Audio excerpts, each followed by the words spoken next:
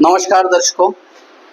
राजस्थान की राजनीति में एक बार फिर से उबाल है, सियासत गरमाई हुई है और पूर्व मुख्यमंत्री अशोक गहलोत की आज के वक्तव्य, उनके बयान के बाद चारों तरफ चर्चा।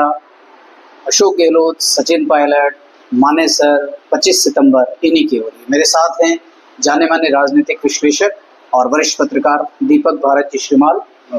मैं अपनी बात करूंगा, दीपक जी अपनी बात करेंगे। बात की शुरुआत मैं कर लेता हूं। दीपक जी। जी बिल्कुल। पूर्व मुख्यमंत्री अशोक गहलोत पर सचिन पायलट की खिलाफत करने या इनके विरोध में होने की बहुत चर्चाएं चलती है, लेकिन आज के बयान से एक बात तो स्पष्ट है दीपक जी, माननी पड़ेगी। गहलोत जी ने ये कहा कि सचिन पायलट को केंद्र में मंत्री बनाने के लिए उन्होंने खूब सहयोग किया, लेकिन उनको इस बात का मलाल है कि एक बार भी सचिन पायलट ने सार्वजनिक रूप से इस बात का जिक्र नहीं किया कि केंद्र में मंत्री बनने में अशोक गहलोत ने उनकी मदद की थी। तो ये तो एक प्रकार से गहलोत जी के साथ धोखा देने वाली बात। बिल्कुल बिल्कुल धोखा है साहब। जो आदमी नालायक, निकम्मा, नकारा जैसी पदवी लेके बैठा हो, वो आदमी ऐसे आदमी की वकालत करेगा? सबसे पहला सवाल जी। आप इसको नालायक, नकारा, निकम्मा कह रहे हो जी, तो उसको आप सेंट्रल की वकालत करोगे तो इसका मतलब क्या हुआ? और उन्होंने की तो होगी, और वो तो कह रहे हैं, खुद ही कह रहे हैं मैंने मंत्री बनवाया केंद्र में। कह रहे और कर क्या रहे? दो चीजें साफ है जी। कि धागा लंबा हो जी तो लपेट कर रखना चाहिए और जीवन समेट कर रखनी चाहिए। जी। धागा हो सकता है बहुत लंबा हो जी, लेकिन इसको आप लपेटने की जगह अगर उलझाते जाओगे तो आज का जो बयान है जी, जो साजिश, जी, मतलब साजिश करता कौन? हाँ।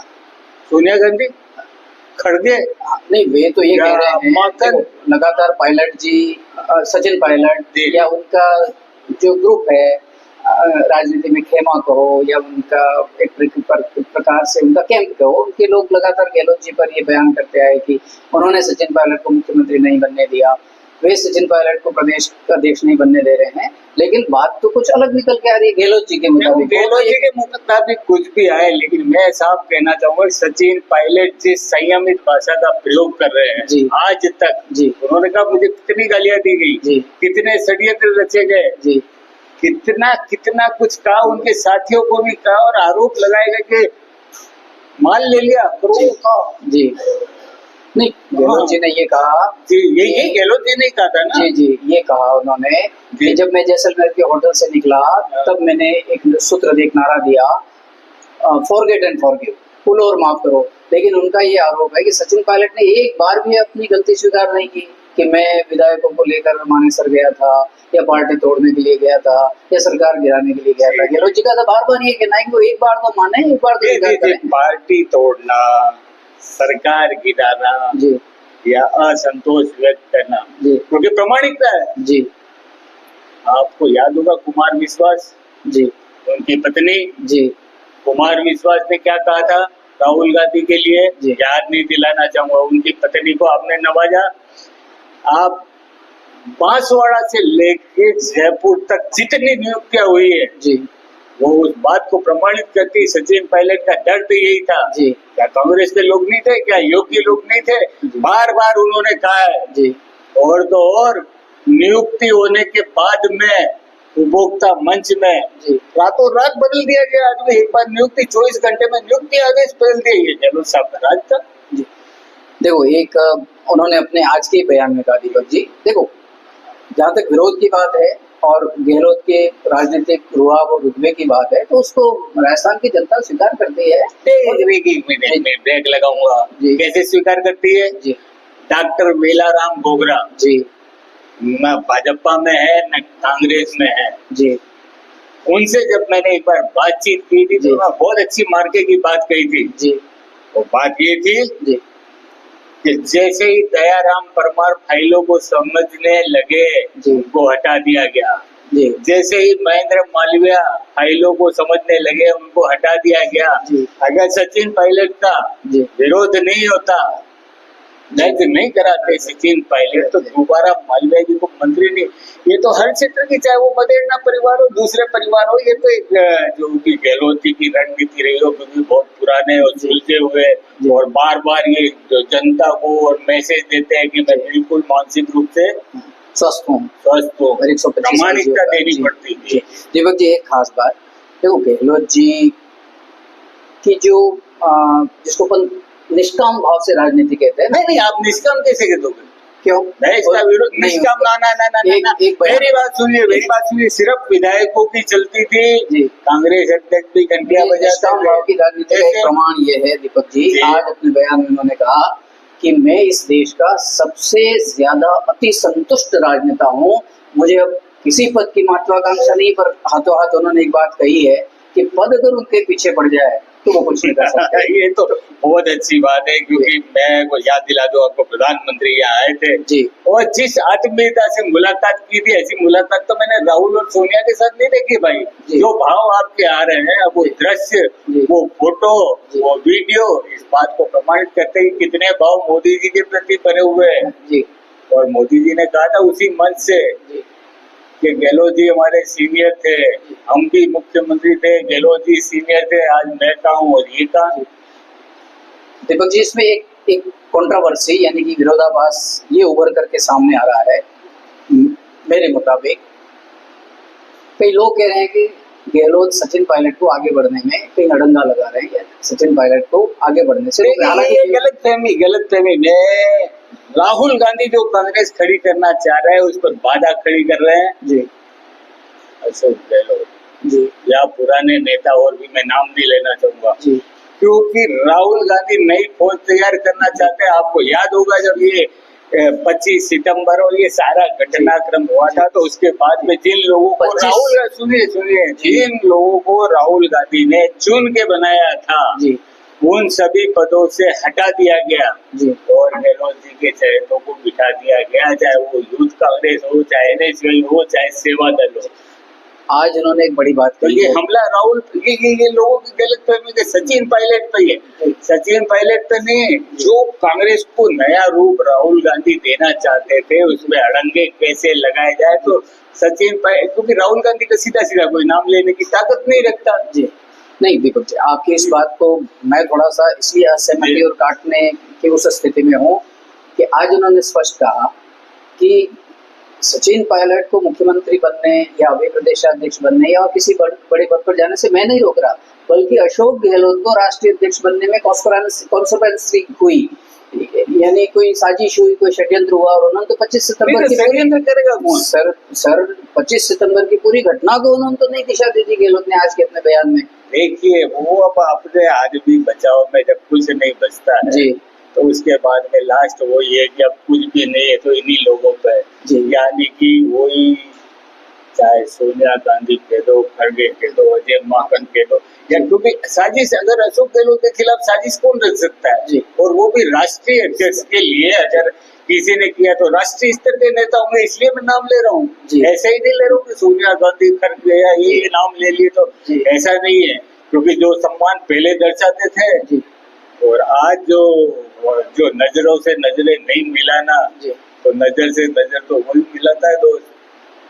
आज बयान देने के दौरान जो उन्होंने काफी लंबी चौड़ी बात की है, कई सारे खुलासे पहली बार की ऐसा भी अपन मान सकते हैं, तो उसके तुरंत बाद या जब भी वो बयान देते हैं उनके पूर्व में बहुत करीबी रहे, उनके बहुत अभिन्न अंग हिस्से के रूप में रहे लोकेश शर्मा, अंदर की कोई ऐसी बात डाल देते हैं दीपक जी कि फिर राजनीतिक दृष्टि से रुचि लेने वाले लोग, आम मतदाता या प्रदेशवासी दूसरा ही कुछ सोचने को मजबूर हो जाते हैं। तो इसके पीछे की रणनीति के बारे में क्या माना जाए? आपने विपीक्षण का नाम सुना? जी कौन थे?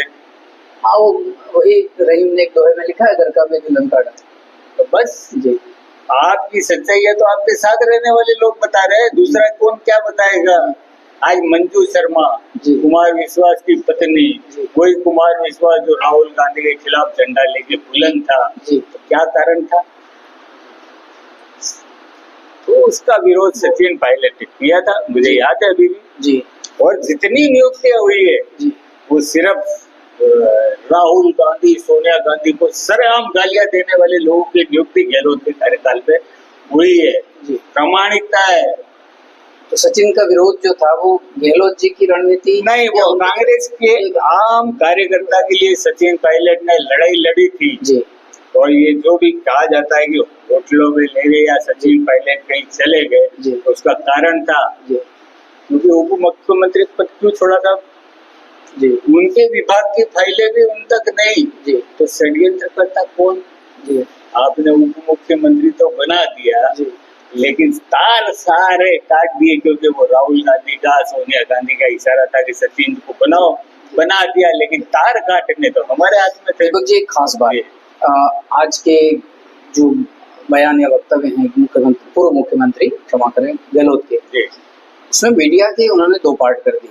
मेन स्ट्रीम मीडिया को उन्होंने कोसा है और सोशल मीडिया को उन्होंने एक बार नहीं 3 बार बोला मैं सलाम करता हूँ, मैं सलाम करता हूँ, मैं सलाम करता हूँ। तो सोशल मीडिया ऐसा क्या कर रहा है कि गहलोत सलाम कर रहे हैं?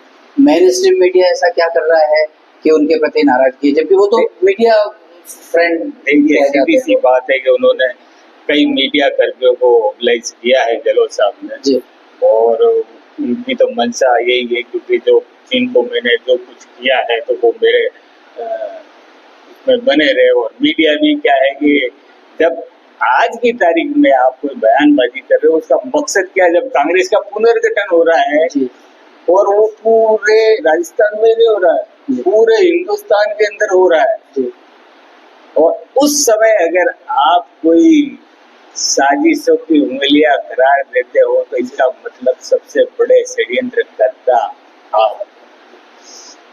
चलते चलते एक आखिरी सवाल है, गहलोत ने सचिन पायलट का नुकसान होने, ये जो उनके आसपास लोग हैं, जो सलाहकार लोग हैं, वो उनका भारी नुकसान करे, इस बात से आपको नहीं लगता है कि उनके दिल में कहीं तो सचिन पायलट के प्रति जगह है जो उनको सावधान कर रहे हैं कि आप इन लोगों से बच के रहिए, मीडिया के लोग आपको बरगला रहे हैं, गुमराह कर रहे हैं? कहीं तो उनके दिल में मुझे आज तक सचिन पायलट के मुंह से निकला हुआ एक शब्द कोई बताते जी, जिस आदमी ने नालायक, निकम्मा, नकारा जैसे शब्दों को झेला है, ब्रह्मास्त्र है ये ब्रह्मास्त्र है। आप इसको साजिश या कह रहे हो, ये ब्रह्मास्त्र चलाया हुआ है। और ब्रह्मास्त्र कब चलाया जाता है? जब कोई हथियार बचता ही नहीं है। तो ये ब्रह्मास्त्र चला के देखा गया कि इस बहाने राष्ट्रीय राजनीति में एक बार फिर मेरा गुब्बारा भूल जाए। दीपक जी, इसमें हमारी बातचीत को आज के इस मुद्दे पर जो चर्चा हो रही है उसको विराम देने के लिए इतना उपयुक्त शब्द आपने काम में लिया है, तो आज के बयान, वक्तव्य या प्रेस कॉन्फ्रेंस में गहलोत ने जो बातें कही हैं, क्या इसे ब्रह्मास्त्र माना जाए? बिल्कुल, मैं कह रहा हूँ ना, तो ब्रह्मास्त्र है। ये ब्रह्मास्त्र चलाया, किसको लगता है? टारगेट पे कौन है?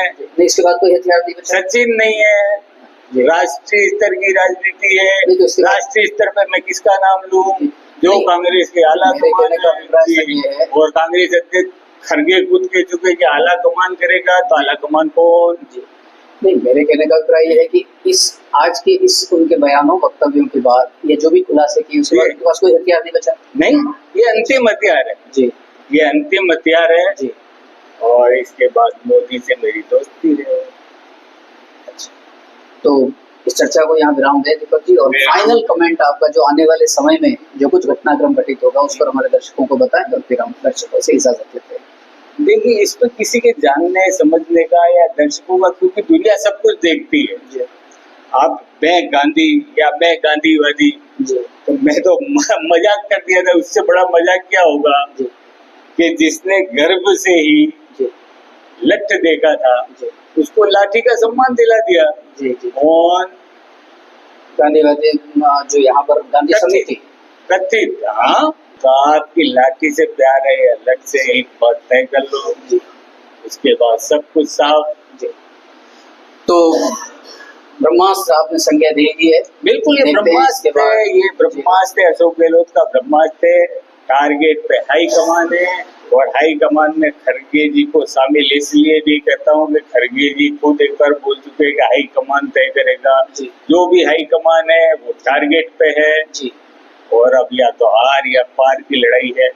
अब देखते हैं। वैसे मैं जो भी कह रहा हूँ ना, मेरा दिमाग बिल्कुल सही बता रहा हूँ। अच्छा अच्छा, नमस्ते। नमस्ते, धन्यवाद।